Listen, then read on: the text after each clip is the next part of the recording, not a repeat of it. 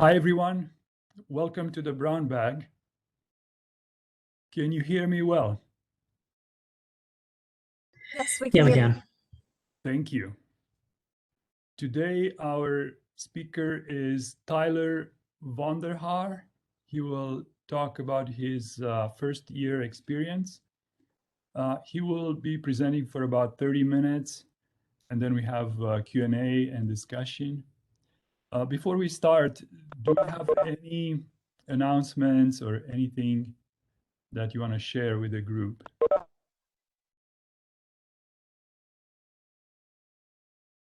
All right. If not, then Tyler, please feel free to share your presentation and start whenever you are ready. All right, sounds good. Now I'm just going to share my screen here. I feel like that's the easiest way to do this. It's going to look funny for a second.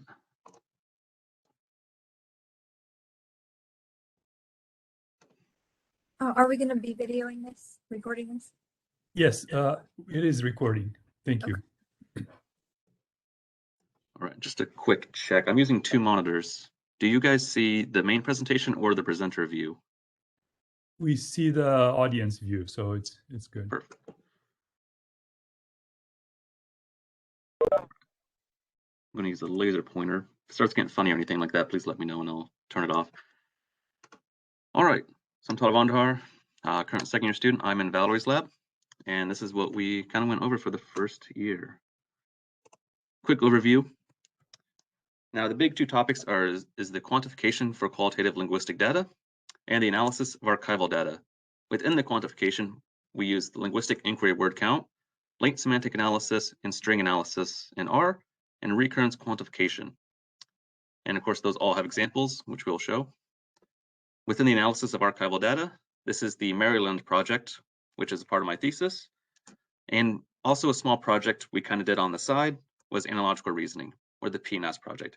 PNAS does stand for the Proceedings National Academy of Science, which was our kind of intended publication, though, sorry, but we may not quite make it to that journal, but we'll see. It's still in the works. All right, we'll begin with the linguistic inquiry word count. Pennebaker and Francis of 96. I believe Pennebaker's still teaching down in Texas. So he's still working on kind of this natural linguistic language analysis. So this is an application you can purchase. It can analyze strings using pre-made or custom-made dictionaries. You do have to submit through Notepad. This is kind of a artifact of the times, I suppose, being back in the late 90s. Now, we did test this with our education project corpus. So this would be open surveys of the applied or analogy study we conducted. And we will do more of that at the end. I'm sorry, we're kind of going to bounce around a little bit. Applied can also mean traditional. So why not use this for everything? Every language requirement ever, since it's so great. Well, it's very time consuming. We have, of this corpus, about 118 or so participants. We have to do those one at a time. Incredibly time consuming, can take hours. Not ideal. And there's also a small financial cost. It's like $50 for a set of license. But some people don't want to pay for that. That's okay. Now, also LIWC has challenges switching from unigrams to n-grams, and that is from one word to two words. Two words will kind of give us context of the language. Unfortunately, LIWC is not very great at that, so it kind of falls short if we're trying to like open response surveys. We'll discuss more of this in a moment. Now, this is the pre-made dictionaries I was discussing earlier. Quite a bit, and it is useful in certain topics. So this is just a small subset of dictionaries. So like time focus, relativity, affect, positive, negative. And the output would be their text within an Excel sheet. It's like, this is how many positive, or the ratio positive to non-positive. there's not necessarily a point where it's like, oh yeah, this person is positive. It's more comparing it to other values. Is it more positive values or more negative values, if that's what you're interested in? Or maybe reward versus risk kind of language used within that open response. Again, it cannot take context into account. It's actually tricky to do in general, even within R.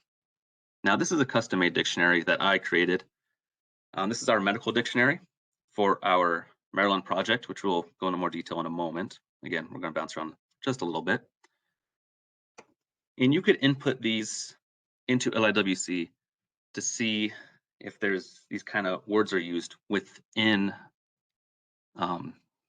excuse me, I lost my track. Then kind of the transcripts we had, right, when they spoke out loud. Now do note this is trickier because it is the exact words used, where in LIWC, it's more of multiple factors into what makes up, let's say, positive word use. There are full dictionaries of those, though they're fairly tricky to get. I believe Valerie has the list of all the words that go into, let's say, positive affect. So if you want to look at those, feel free to email.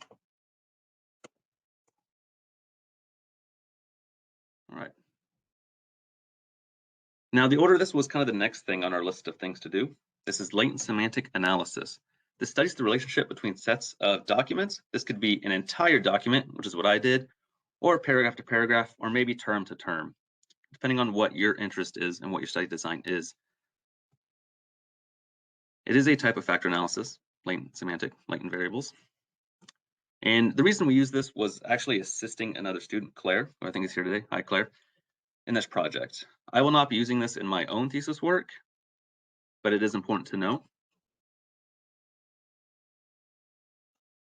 And as an example of that LSA data, this was done through CU Boulder. They do have this website kind of set up for you. If you're feeling nostalgic, it looks like it's from 2003. It's still good work though. And these kind of values here, you notice they're all fairly similar, kind of mostly in the 90s. Now in kind of our context, we don't really care about like the exact value of it. So it's not a case of, oh, anything below 0.94 isn't similar. In this case, that's not the case. We're comparing the content of two transcripts using LSA.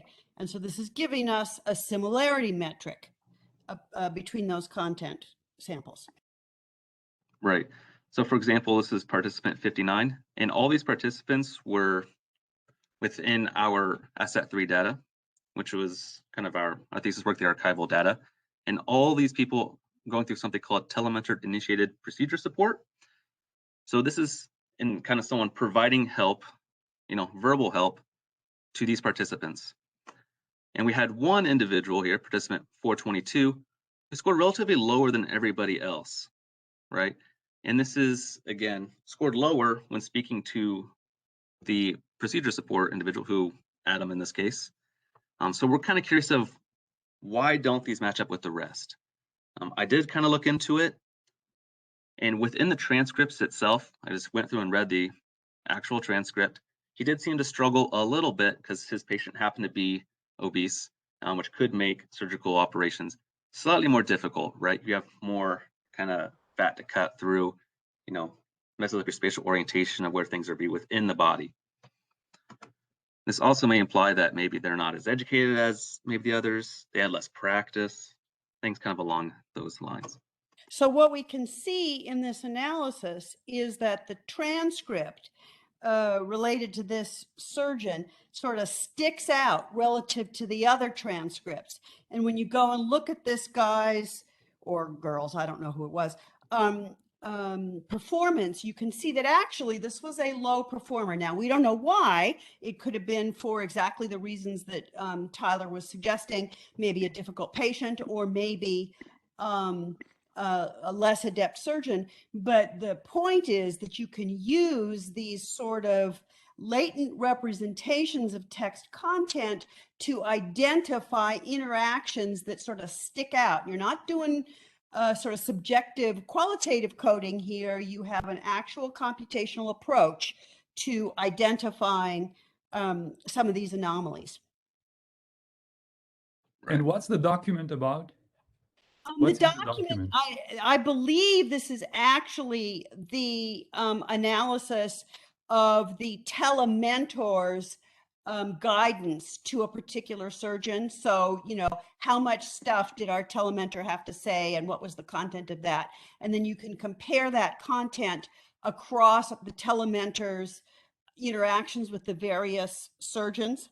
And that comparison, that similarity analysis is what's being shown here. And what you can see is that when our telementor talks with 422, it sticks out as different. And that guy is the guy who, or girl, I don't know who it is, who sort of performed differently and less well than the rest of the pack. So maybe the telementor had to use some atypical words Yeah. to Or explain that particular situation. Yeah. yeah. So, but at least, Jan, you know, we're not in a position of, you know, sort of eyeballing the text data and saying, you know, what could be the difference here? We're using LSA to say, hey, this one really sticks out. Now go and look at what could be at issue here. And in particular, what is the telementor doing to support behavior? This is something that we really care about. Yeah, this Right. is very interesting. I worked with LSA a while ago, and I think I remember that it gives you other stats that might be useful. For example, frequencies of the words and things like that. Yeah. And we, you know, this was really just an opportunity for Tyler to sort of get acquainted with different computational approaches to verbal data analysis. So we didn't go into a lot of depth here, but it was interesting that we could pick out this guy that we know was a low performer. I'd also like to point out, it doesn't necessarily make them like a bad surgeon, because when I was watching these videos, which we'll see in a little bit, many did express that they haven't kind of looked at these type of operations we had since medical school. They're not really commonplace in a surgical procedure, you know. Well, in fact, they are all inexperienced in these particular surgical interventions. And that's sort of the point of the applied point of the project is that there are a lot of injuries that are less common now. And physicians are not really prepared to address them. So what kinds of instructional interventions can we provide that get them up to speed quickly? One of them is telementoring, and another is a video-based tool that kind of walks them through the surgical procedure. But the hope is that by understanding what goes on in a telementoring kind of interaction, we could actually improve the tool that we provide to people to get them up to speed if we just understood better what the telementor is doing. So we know that these guys don't know how to do this surgery. That's a given, but still some are better than others. And our telementor adapts to that in ways that we really don't yet quite understand. Excellent. Yeah, and this was a fairly kind of short period of time. We focused on LSA. We pretty much shot immediately to R programming, which was kind of the big focus. Now, string analysis using R programming, it's not perfect, though it is an improvement over LIWC, mostly for time. Of course, R programming, it kind of front loads the time, but once you have a working program, feature analyses, you just put them in, boom, output. Pretty simple with slight adjustments. You could also run everyone simultaneously rather than one person at a time, writing down the numbers, going back, putting in another batch, you know. All right, some challenges that I actually learned just recently, thanks to a student in our lab, Sarah. Windows 10 is not super great. It's slightly incompatible with R, or maybe R is incompatible with Windows. It does require the use of something called R tools, so I had to learn a little bit about that. And I did have things before I would try and they just wouldn't work. I couldn't figure it out. Incredibly frustrating. It's like, oh, it's because you're using Windows 10, possibly. Very frustrating. But that's just kind of part of programming. There are also the possibility that you have within R is packages. For those of you who may not use it, programming packages. And there's also different versions of R. these are not always compatible. There have been many times I've tried to find, an R package online. It's like, oh, this is exactly what I need. This is perfect. And they stopped support for it many, many versions ago, years back. You could change your version of R, but then you run the risk of packages you're already using not being able to work on the previous versions of R. This does make them fairly unusable. You have to try something else.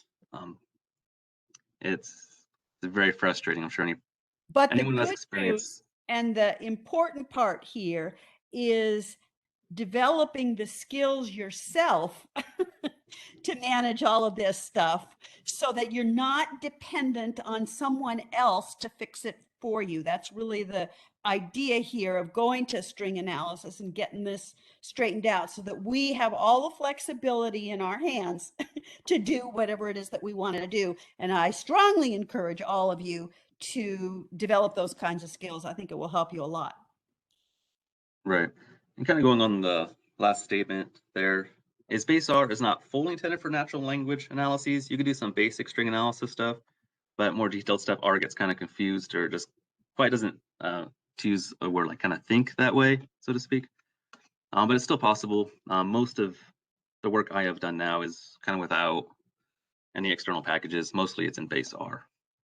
Yeah, so another way to think about this, for example, is that we're not doing, or we haven't programmed in part of speech tagging and, sort of syntactic analysis. You can sort of fake it in the dictionaries, by distinguishing between verbs and adverbs and things like that. But we certainly have not yet incorporated in part of speech analysis into our content analysis, which is very important. We're not saying it's not important. Right.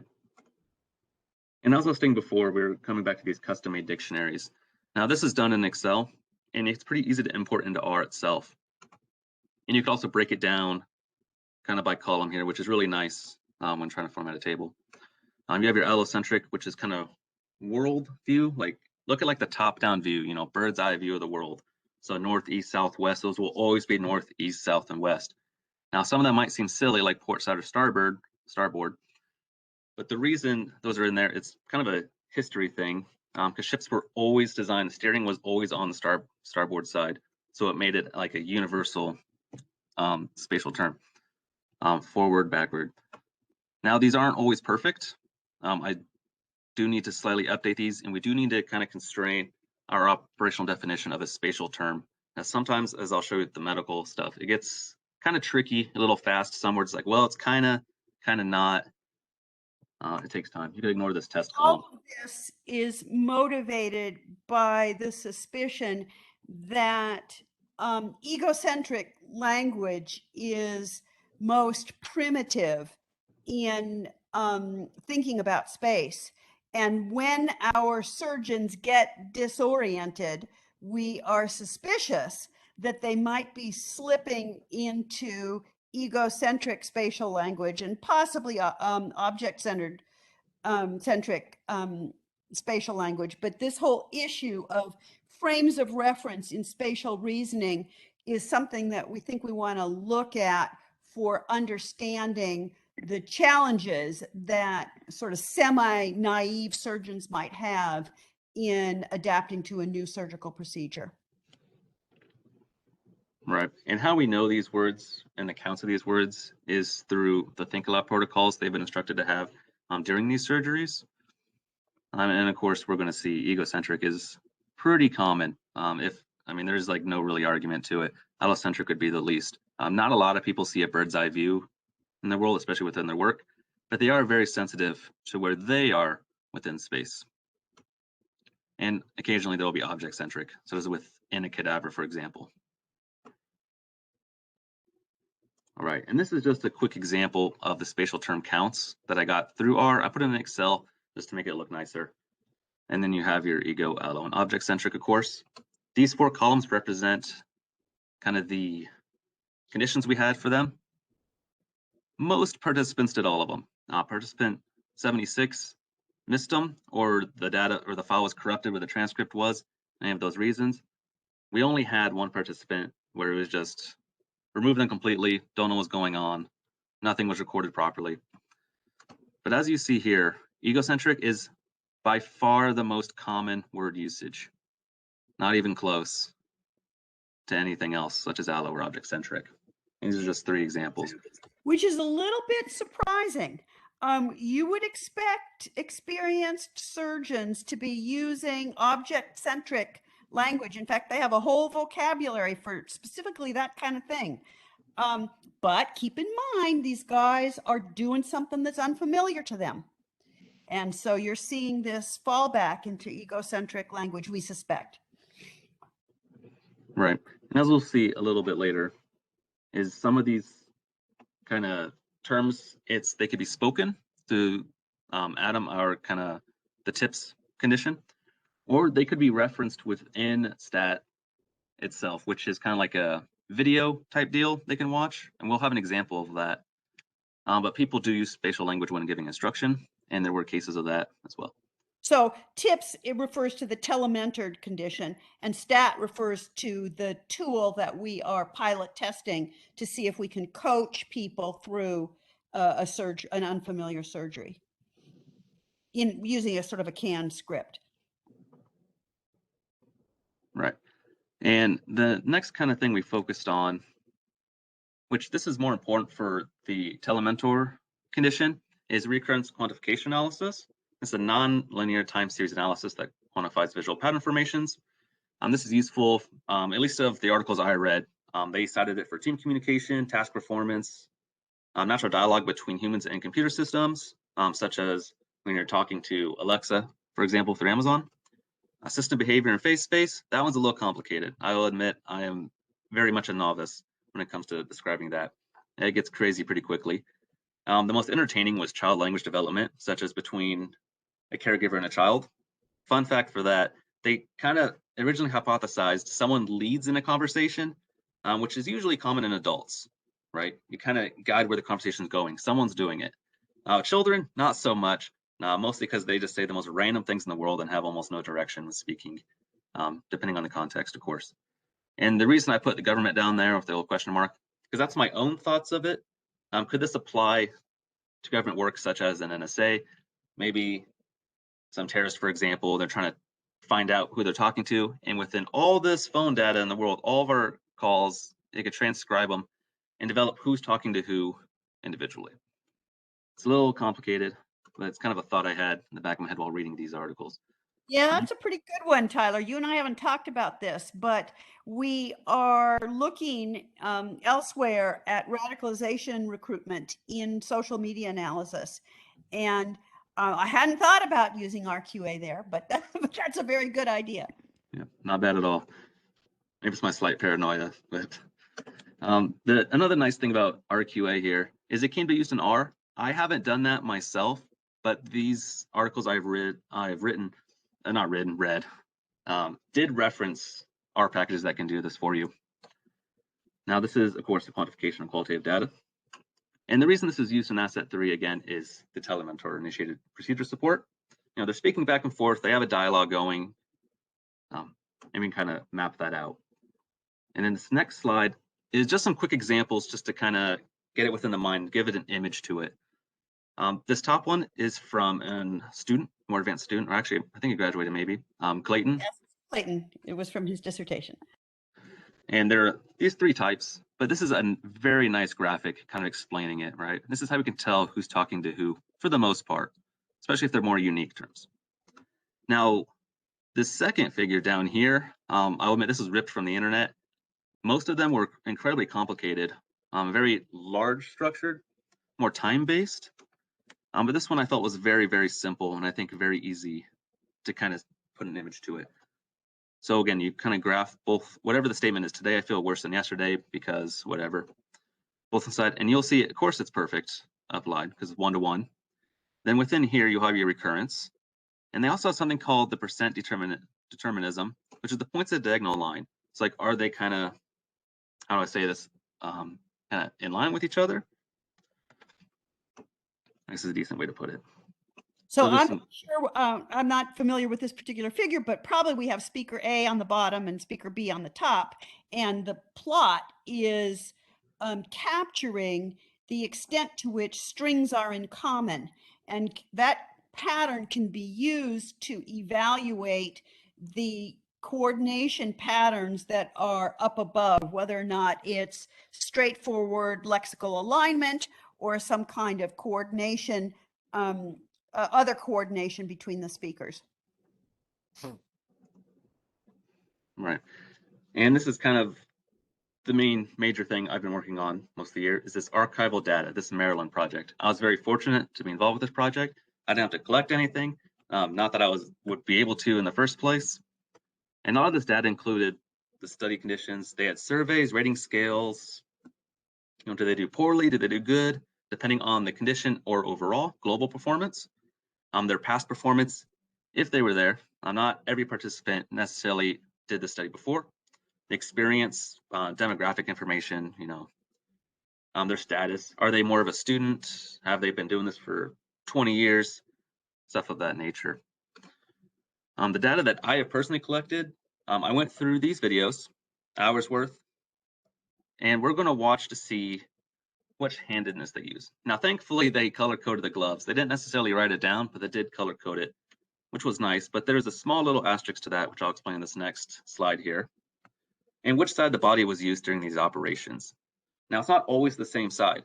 They wanted it to be sure, but sometimes there's things like maybe they have a pacemaker in and it gets in the way, and that's kind of unfair to them because they have like this extra thing to worry about, you know, previous technology within the body.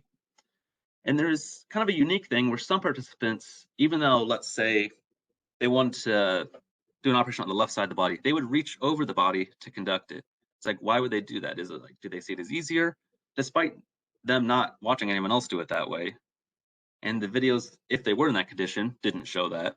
But they just saw themselves in space, and it's like they would work best if they were kind of in this view. So pretty one of the interesting. things we need to appreciate here is that not only do we have the performance data, but we have the process data. We have the Think Aloud protocols. And in the case of telementoring, we have the interactions with the telementor. And this up here up top would be an example of stat. You see here on the left, it'd be the number of steps. These are videos. This is just a screenshot, so you're not going to see that. This is pretty late in the game, so they're still trying to find the artery there, and then they'll loop in and cut it off to prevent bleeding.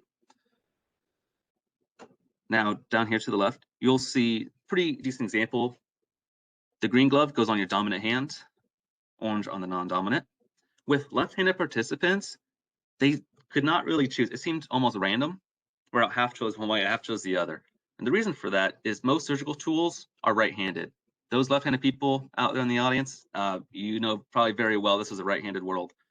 And these surgeons are instructed to learn with their right hand, despite in the real world, you know, everything else they do is left-handed.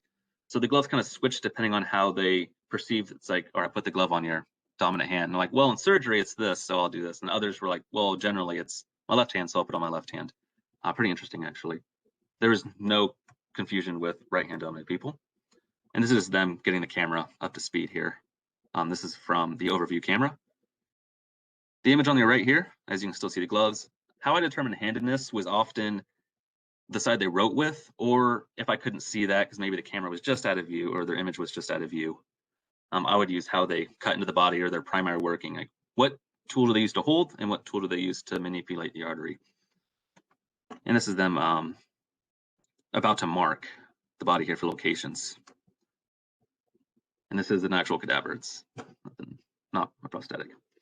This next is a video. It is of a cadaver. It's about 13 seconds long, just so you can kind of get what they witnessed and what we're working with here.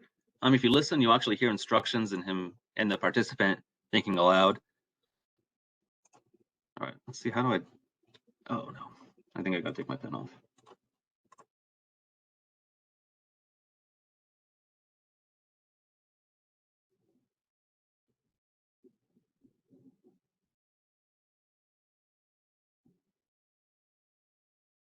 I'm not getting any sound. I don't know if anybody else is. Oh, is no one else could hear that? No, we cannot hear the sound. Oh no. Okay, I'll just explain it. So essentially what you start off with is Adam, kind of our proctor here, giving him instructions to mark the body is these, I'll put my pen back on. Kind of these markers right here to identify like within space he's going to be working in. Unfortunately, previous surgery, it looks like, kind of gets in the way, and he comments on that. And then he instructs him to think aloud, like, what are you doing right now? And he describes, he's marking the notch here, and this to eventually make an incision right down here.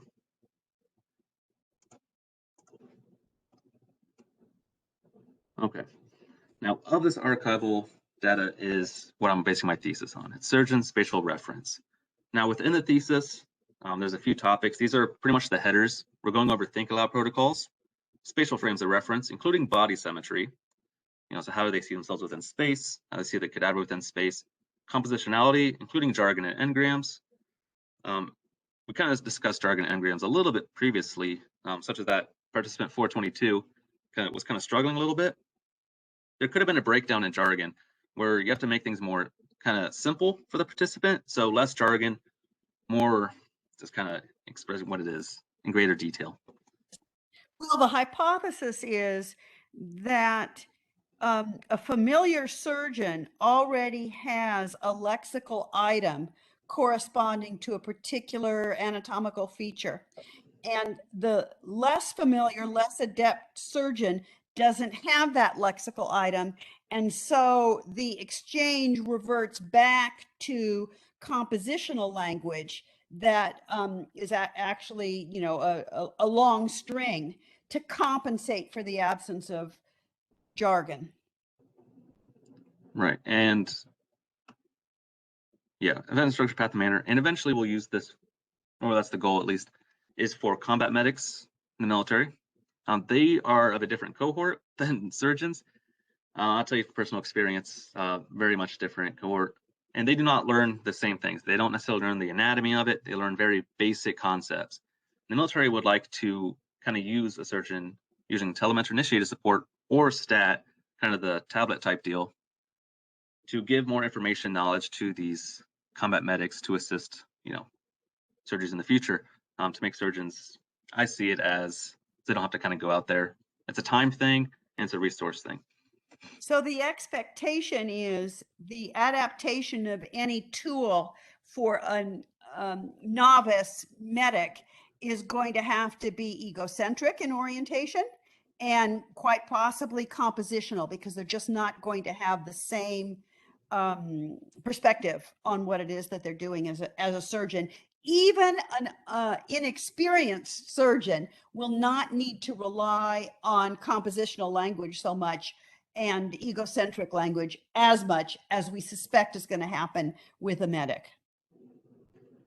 Right. This will also come in place with like rural EMTs.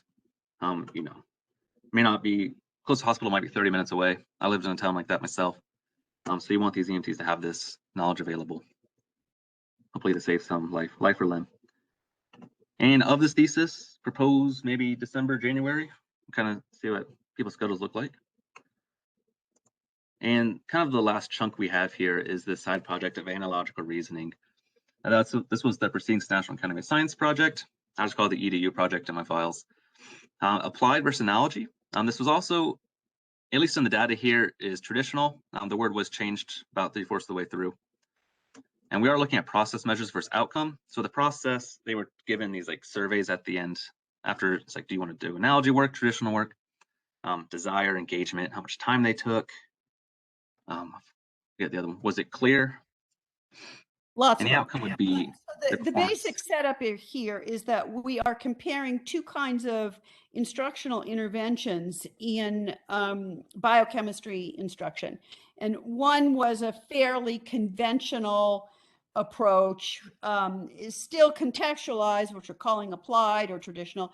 And then the other was an analogy approach where we asked students to generate an analogy to explain some biochemical phenomenon. And we got, all kinds of crazy analogies like people lifting buckets from wells, buckets of water from wells, and musical chairs and sports analogies. And it was really quite all over the map. And what you're seeing here is, what's our measure here? What is our measure here?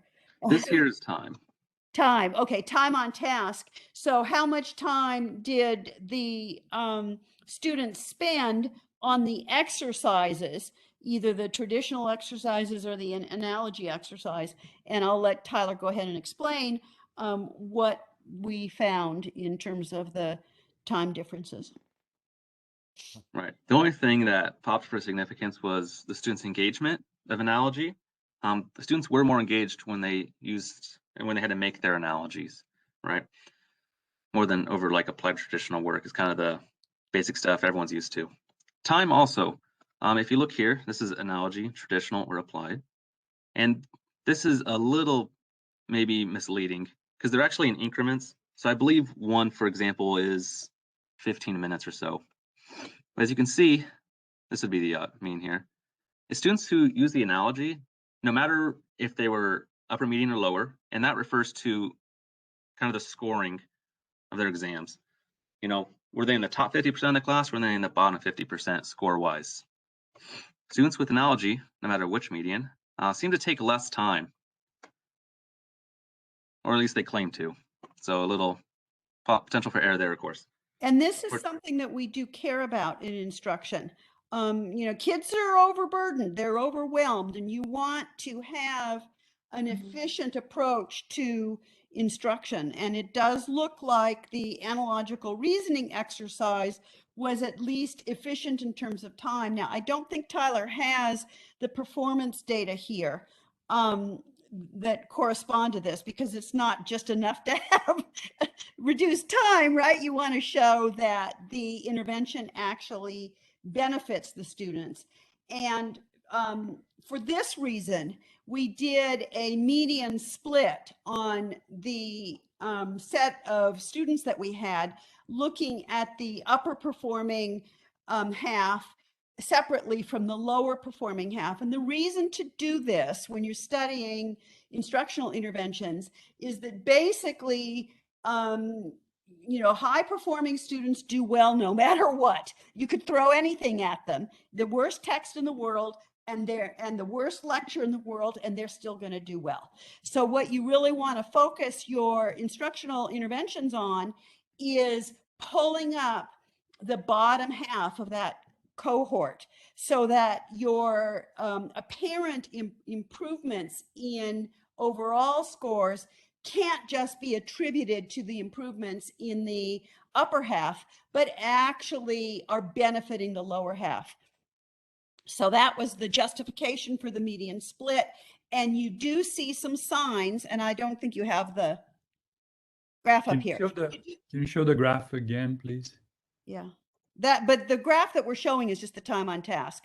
There's another one that at least leans in the right direction, showing an equivalence of performance between the high performing students and the low performing students in the analogy condition, suggesting, it's not perfect, Jan, I assure you, suggesting that we're pulling up the performance on those low performing students with the analogy generation intervention.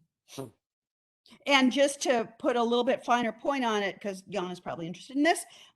So notice what's going on here, Jan. This is an analogy production intervention, not an analogy comprehension intervention. And the idea is that by asking students to use and generate an analogy that's familiar to them, you're scaffolding on top of existing familiar concepts, instead of introducing bizarre things that they might not know about, like how the planets work or whatever. Thank you. You answered my question before I had the chance to ask it. So great. Yeah, that should be of interest to anyone who is teaching. Yeah. As kind of noted before, this was not a perfect project at all. This is wildly disorganized. The official term might be a dumpster fire. This was long before they requested collaboration. This was not due to Wright State personnel at all. Some of the reasons for this, it was an unbalanced design. We had something like, try to get the exact number in my head. It was like 68 or so traditional or applied students, with only like 28 analogy students. because they were allowed to pick their condition, right? What do they feel more comfortable with? And I do believe it's kind of a small thing. It's just purely my reasoning here is people who do analogy might be more confident in their ability. I am worried a lot of the students chose traditional because this was a junior senior level course in biochemistry. And most of them probably were not amused with kind of the sense of being played with in class, and they just wanted to do their work and get out.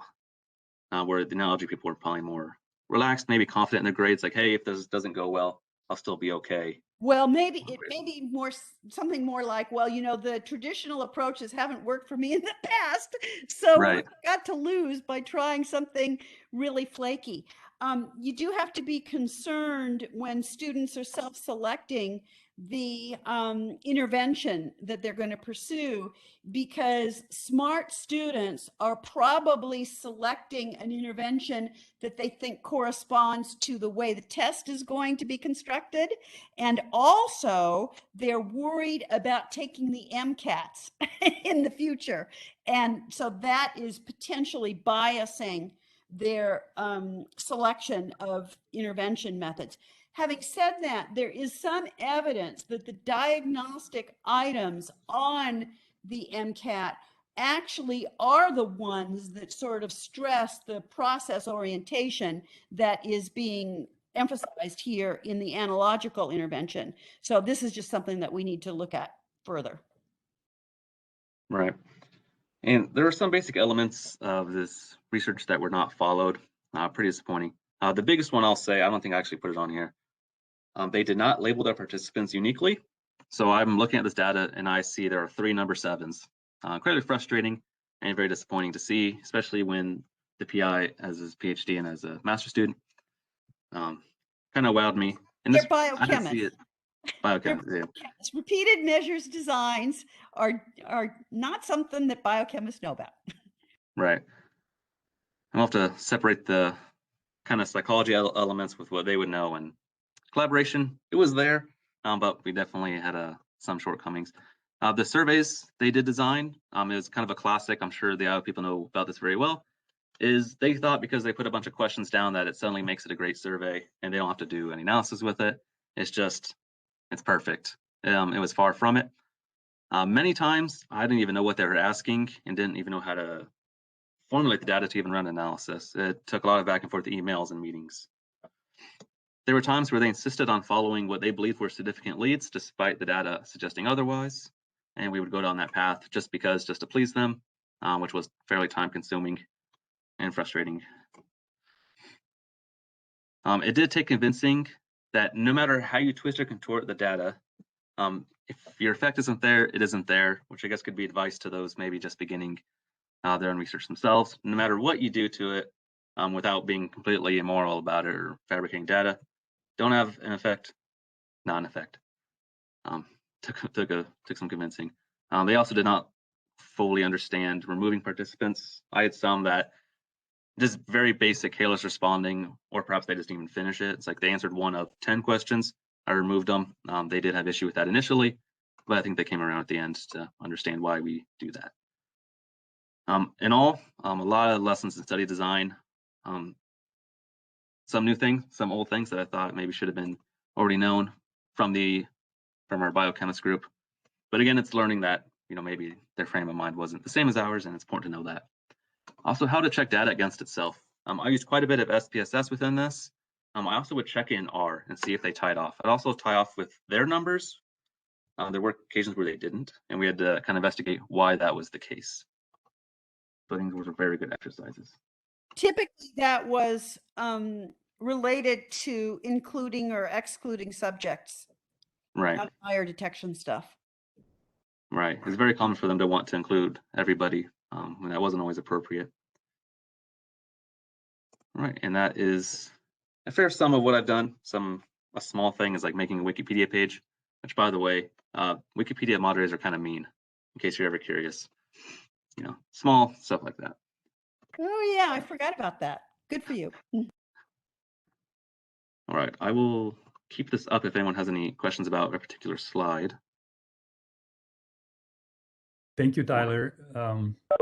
And thank you, Val, for co-presenting this. Do you have any questions?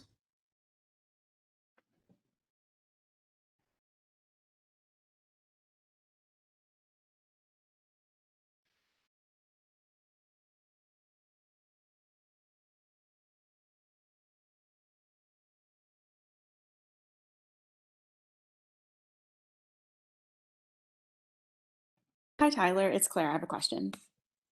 Yeah. So can you go back to the slide with the allocentric, egocentric, and object-centric? The dictionary? Yeah, either one. So my question is, when you were analyzing it, was it on the transcript of the participant, or was it on Adam, the expert surgeon from TIPS? I believe it was actually of their back and forth. Oh, it's both. Okay. Yeah. Because I would be interested to see separated and see if they're similar to each other, and if possibly maybe they change in response to each other. Like, yeah, kind of a lexical alignment hypothesis, Claire, huh? Yes. That in the telementoring situation, Adam, and he's a Confederate guy, so it's okay if I identify him. Adam is actually adapting to the surgeon's language. Yeah, because in my analysis, what we found is that we're not really sure what's going on, but this could be some part of what's going on in Adam's adaptation to what the participant's giving him and how he responds back to help navigate the surgery. Yeah. So all of this is really important if we're going to design a kind of a canned tool to assist novice surgeons or medics. We really have to understand the adaptive processes in telementoring and try to incorporate those into maybe different forms of the tool, for example, depending upon the level of expertise we expect our surgeon to have or our medic to have. But you know, the military is not too fond of telementoring, and there's a reason they're not fond of telementoring. Having a electronic link between a surgeon who is guiding a medic on the ground exposes the location of the medic and the injured military personnel, and that's dangerous. So they would like to get rid of that if it isn't entirely necessary. Now, obviously, if you can get the injured person to a place that is secure, then we don't have that problem. But in general, we'd like to have some of these interventions, especially the control of bleeding, to occur rapidly, you know, on site if possible, because, you know, otherwise, you know, you're risking shock and death. So you'd really like some of those interventions to be performed, like, let's say, within 20 minutes, and you don't have enough time to evacuate the injured person and get them to a real surgical center. The two projects where they're both going, you might have surmised, the surgical project is heading in the direction of a tool for medic, and also another proposal that is under evaluation right now is expanding the scope of the surgeries to deal with abdominal injuries. Yuck, if you thought these were gross, you can imagine what that would be like. In that regard, we will be looking quite possibly at surgical team interactions, because some of those abdominal surgeries require partners. So that is something that we are proposing to look at. And then the analogical reasoning project is being spun off into a larger proposal for developing computational scoring for student-generated analogies as one of a number of interventions that could be scored computationally to relieve the instructor from a grading burden in these kinds of classes. So that's being spun off to an NSF proposal that'll be submitted in just a couple of weeks.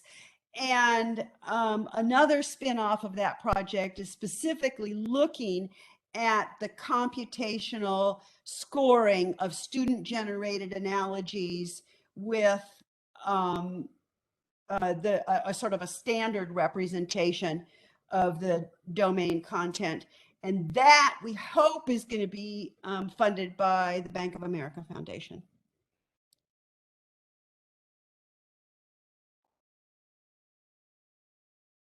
So Val or Tyler, are these analogies once generated by students, are they shared with the other students? Not yet, but it's interesting that you would mention that, because we have the possibility of doing that. And now keep in mind, Jan, if we do that, we're switching the engagement from an analogy production exercise to an analogy comprehension exercise. On the other hand, the thought was that maybe what we could do is take, sort of 80% analogies that looked, that were almost where they needed to be, but not quite where they needed to be, and use that as an exercise to kind of hook in the analogy reticent folks who didn't want to work on that kind of thing, and say, how can you improve this? So it's more like an analogy refinement activity than analogy production activity, but it is something that we have thought about doing. But do you have a reason to shy away from analogy comprehension? Do you have evidence that doesn't work? Yeah, you know the analogy literature just as well as I do. You really have to beat people over the head to get them to understand those analogies. And one thought is it's the computational demand of just doing the node matching between the analogies. But my thought is that the analogy content just doesn't make contact with the knowledge that students already have. And so it's a poor method for scaffolding. That's just the hypothesis that we're pursuing here.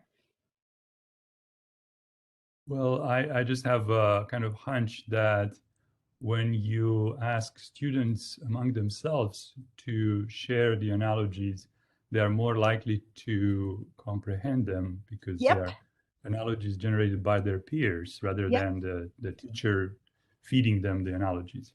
Yep, that may very well help. So, we see a lot of screwy stuff based on, sports analogies and musical chairs, etc. that, we know that those are familiar to students because they generated them. So yeah, we might have a better shot in the comprehension refinement approach that you're suggesting, that, compared to what you normally see in analogical reasoning. Yeah, in our lab, Jerry is going to run a study which combines analogical reasoning and knowledge spillover, so peer-assisted learning. Mm-hmm. Maybe in a year or so we'll have some results. Great. All right, other questions or comments?